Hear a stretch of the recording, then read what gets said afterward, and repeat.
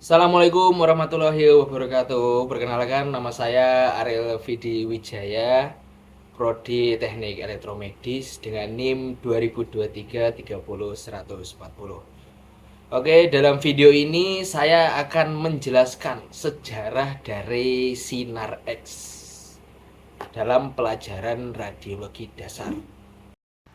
Oke, pertama kita harus tahu nih apa itu sinar X dan bagaimana sejarah sinar X itu bisa terwujud, lalu bagaimana proses dari sinar X tersebut dan bahaya apa saja yang bisa dialami oleh sinar X dan bagaimana proteksi untuk mencegah paparan dari sinar X tersebut. Pertama-tama itu kita harus tahu nih apa itu sinar X. Pengertian sinar X itu adalah gelombang elektromagnetik berenergi tinggi dengan panjang gelombang sangat pendek, bisa sampai 0,01 sampai 10 nanometer. Sinar X tidak dapat dilihat oleh mata manusia, namun memiliki kemampuan menembus berbagai jenis materi, termasuk jaringan lunak dan tulang. Sifat utama sinar X itu berenergi tinggi 1 GeV sampai 100 GeV. Yang kedua itu panjang gelombangnya pendek. Dan yang ketiga tidak terlihat atau invisible. Yang keempat itu mampu mengionisasi atom dan molekul. Dan kelima dapat menembus materi padat. Nah, selanjutnya sejarah dari penemuan sinar X. Wilhelm Conrad Röntgen menemukan sinar X pada 8 November 1895 saat bereksperimen dengan tabung sinar katoda atau tabung Crookes. Ia mengamati bahwa layar fluoresen di dekatnya bersinar meski tidak terkena sinar langsung. Radiasi misterius ini mampu menembus material dan ia menyebutnya sinar X. Atas penemuan revolusioner ini, Röntgen dianugerahi Nobel Fisika pertama pada tahun 1901. Lalu latar belakang penemuan ini, penemuan sinar X dilatar belakangi oleh eksperimen dengan tabung sinar katoda atau Crookes tube yang menghasilkan berkas elektron. Röntgen mengamati bahwa layar fluoresen di dekat tabung menyala meski tidak terkena cahaya langsung. Radiasi baru ini mampu menembus berbagai material padat, termasuk jaringan tubuh manusia, membuka era baru dalam diagnostik. Lalu perkembangan teknologi. Radiografi awal menggunakan film analog dan generator tegangan tinggi konvensional. Tabung sinar X modern dirancang dengan anoda berputar untuk efisiensi dan ketahanan lebih baik. Radiografi digital, CR dan DR, serta fluoroskopi real time menggantikan film konvensional, menghasilkan gambar lebih cepat, dosis lebih rendah, dan kemudahan penyimpanan data. CT scan atau computed tomography dan detektor digital flat panel memungkinkan pencitraan penampang tubuh secara 3 dimensi dengan resolusi tinggi dan diagnosis lebih akurat. Lalu komponen tabung sinar X. Yang pertama itu ada katoda dan sistem emisi elektron. Filamen atau tungsten dipanaskan untuk thermionic emission. Focusing cup mengarahkan berkas elektron dan katoda sebagai elektroda negatif sumber elektron. Yang kedua itu ada anoda dan sistem pendukung. Anoda target tungsten atau rhenium sebagai elektroda positif. Rotor atau stator untuk rotasi. Anoda tabung vakum menjaga kondisi hampa udara. Housing pelindung dan generator tegangan tinggi sebagai sumber KVP. Mekanisme pembentukan pemanasan filamen oleh arus listrik menyebabkan thermionic emission. yaitu proses terlepasnya elektron bebas dari permukaan filamen katoda akibat energi panas yang cukup tinggi. Elektron yang terlepas kemudian dipercepat oleh beda tegangan tinggi atau QVP menuju anoda, lalu menumpuk material target, biasanya tungsten, dengan kecepatan sangat tinggi. Hanya sekitar 1% energi kinetik elektron dikonversi menjadi sinar X, Bremsstrahlung dan karakteristik, sedangkan sekitar 99% sisanya diubah menjadi panas pada target anoda. Lalu jenis-jenis radiasi. Bremsstrahlung atau radiasi pengereman terjadi ketika elektron berenergi tinggi diperlambat atau dibelokkan oleh medan inti atom target. Energi kinetik yang hilang dilepaskan sebagai foton sinar X dengan spektrum energi kontinu atau polikromik. Radiasi karakteristik terjadi ketika elektron menabrak dan mengionisasi elektron kulit dalam atom target. Elektron dari kulit luar mengisi kekosongan dan melepaskan foton sinar X dengan energi diskret, khas sesuai material target, misal tungsten. Lalu faktor produksi.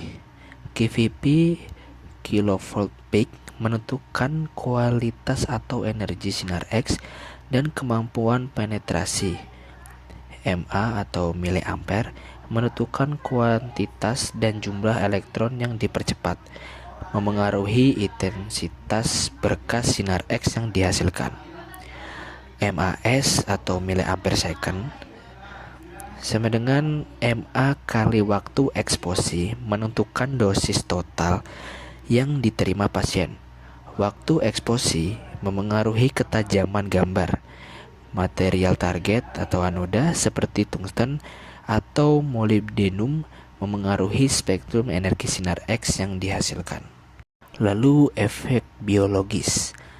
Ionisasi terjadi ketika sinar X melepaskan energi ke dalam sel tubuh, menyebabkan elektron terlepas dari atom.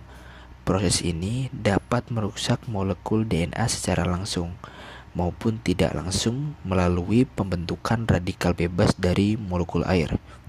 Yang kedua, kerusakan DNA yang tidak diperbaiki dengan benar dapat menyebabkan kematian sel atau efek akut atau juga mutasi permanen. Sel yang mati dalam jumlah besar memengaruhi fungsi jaringan dan organ, terutama pada jaringan dengan pembelahan sel cepat. Yang ketiga, akumulasi kerusakan pada jaringan meningkatkan risiko jangka panjang termasuk kanker, karsionogenesis, dan efek herediter. Tingkat keparahan tergantung pada dosis, laju dosis, jenis jaringan, dan usia pasien saat terpapar. Efek deterministik dan stokastik. Efek deterministik terjadi jika dosis melebihi ambang batas atau threshold. Keparahan efek meningkat seiring peningkatan dosis. Contoh, eritema kulit, katarak, infantilitas sementara, dan sindrom radiasi akut. Lalu efek stokastik tidak memiliki dosis ambang. Probabilitas terjadinya meningkat seiring dosis. Keparahan tidak tergantung dosis. Contoh, risiko kanker, leukemia, kanker tiroid, dan efek herediter pada keturunan. Lalu resiko dari radiasi. Pasien berisiko menerima dosis berlebih jika prosedur tidak dioptimalkan. Petugas radiologi terpapar radiasi berulang dalam jangka panjang. Masyarakat umum juga dapat terdampak dari paparan tidak langsung. Nah, paparan yang tidak perlu atau unnecessary exposure harus dihindari. Setiap paparan harus dijustifikasi dan dioptimalkan. Prinsip ALARA wajib diterapkan untuk melindungi semua pihak dari risiko kanker dan efek herediter. Prinsip proteksi. Justifikasi, setiap paparan radiasi harus memiliki manfaat yang lebih besar daripada resikonya. Tidak ada produser radiasi yang boleh dilakukan tanpa indikasi klinis yang jelas dan persetujuan yang tepat. Yang kedua, optimisasi atau ALARA, as low as reasonable acceptable. Dosis radiasi harus dijaga serendah mungkin dengan tetap menghasilkan citra diagnostik yang memadai, mempertimbangkan faktor ekonomi dan sosial. Yang ketiga, pembatasan dosis. Dosis efektif yang diterima pekerja radiasi dan masyarakat tidak boleh melebihi batas dosis yang ditetapkan regulasi ICRP atau Bapeten, 20 mSi per tahun untuk pekerja, 1 mCv per tahun untuk masyarakat umum. Time, distance, dan shielding. Waktu atau time. Kurangi durasi paparan radiasi sesingkat mungkin. Semakin singkat waktu berada di area radiasi, semakin kecil dosis yang diterima. Lakukan prosedur dengan cepat dan efisien tanpa mengorbankan kualitas. Lalu jarak atau distance. Tambah jarak dari sumber radiasi, intensitas radiasi berkurang sebanding kuadrat jarak. Hukum inverse kuadrat. Shielding. Gunakan pelindung seperti dinding beton, kaca timbal, atau apron timbal untuk menyerap radiasi. Lalu alat pelindung diri atau APD. Apron timbal dan pelindung tiroid. Apron timbal biasanya 0,25 sampai 0,5 mmPd untuk melindungi organ vital dari paparan radiasi hambur. Pelindung tiroid wajib digunakan oleh petugas dan pasien untuk melindungi kelenjar tiroid yang sangat sensitif terhadap radiasi pengion. Lalu kacamata timbal, sarung tangan timbal, dan pelindung gonad. Kacamata timbal melindungi lensa mata dari katarak akibat radiasi. Sarung tangan timbal digunakan saat prosedur fluoroskopi. Pelindung gonad digunakan sesuai kebutuhan untuk melindungi organ reproduksi dari efek stokastik radiasi. Jenis dosimeter perorangan TLD, thermoluminescence dosimeter, menggunakan kristal yang menyimpan energi radiasi dan dibaca dengan pemanasan. OSL, optically stimulated luminescence, dibaca menggunakan cahaya laser, lebih sensitif dan dapat dibaca ulang. Electronic Personal Dosimeter (EP) atau EPD memberikan pembacaan dosis secara real time dan alarm jika melebihi batas.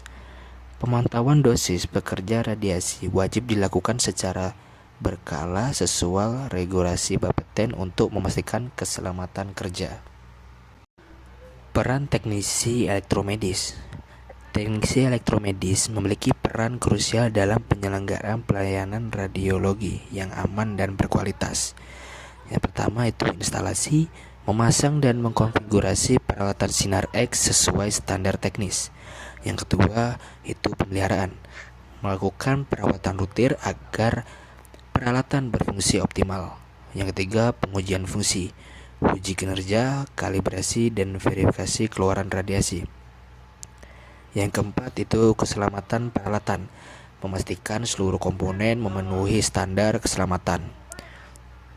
Lalu yang kelima, dukungan keselamatan radiasi, berkoordinasi dengan petugas proteksi radiasi untuk meminimalkan paparan. Lalu kesimpulan yang bisa kita ambil yaitu sinar X merupakan alat diagnostik yang sangat bermanfaat dalam dunia medis, membutuhkan visualisasi struktur internal tubuh tanpa tindakan invasif. Manfaatnya mencakup diagnosis fraktur, detektor tumor, evaluasi organ, dan pemandu prosedur medis. Namun, radiasi pengion memiliki resiko nyata berupa efek biologis, deterministik, dan skokastik. Oleh karena itu, penerapan prinsip proteksi radiasi, justifikasi optimasi atau ALARA, dan pembatasan dosis mutlak diperlukan demi keselamatan pasien, petugas, dan masyarakat. Mungkin sekian itu saja yang bisa Saya beritahu dari Sinar X. Jika ada kekurangan saya mohon maaf. Saya Heri, wassalamualaikum warahmatullahi wabarakatuh.